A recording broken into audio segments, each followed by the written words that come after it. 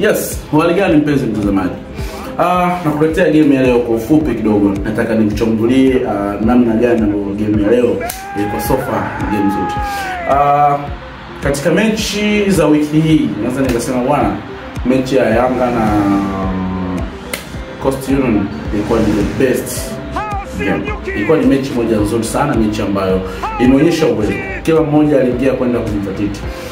Yanga aliingia kwa game plan yake nzuri, akadhalika Coastal Union naye aliingia kwa game yake plan ambayo ni nzuri.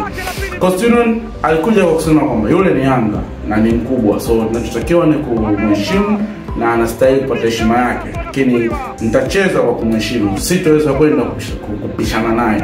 Na tunavyojua kabisa kwamba Yanga, ili uweze kufungwa magoli mengi au muone Yanga ni mbaya, ni pale ambapo wewe unaweza kwenda kucheza kwa kupishana naye.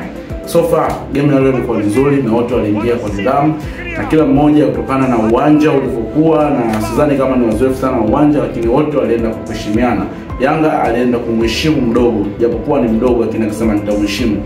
Na Coastal Union naye aliingia kusema kwamba Yanga ni mkubwa, nitamheshimu. Ndio maana kipindi cha kwanza kinakwenda cha pili, Coastal Union anasema hapa sasa sina uwezo wa kumfunga Yanga, basi ninachotakiwa kwa maana ni nitafute sare.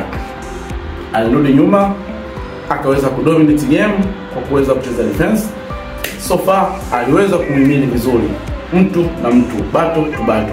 Mwisho wa siku Yanga alikuwa anahangaika sana, alikuwa anasafa sana kupata ushindi ndani ya Coastal Union. Bwana, mabeki wa Coastal Union leo wamefanya kitu kimoja kizuri sana, na nikiwapongeze. Hakika kama Coastal Union watakuwa wanaenda hivi, sidhani kama wanaweza wakapoteza game mfululizo. Coastal Union imebadilika, hususan katika mechi ya leo.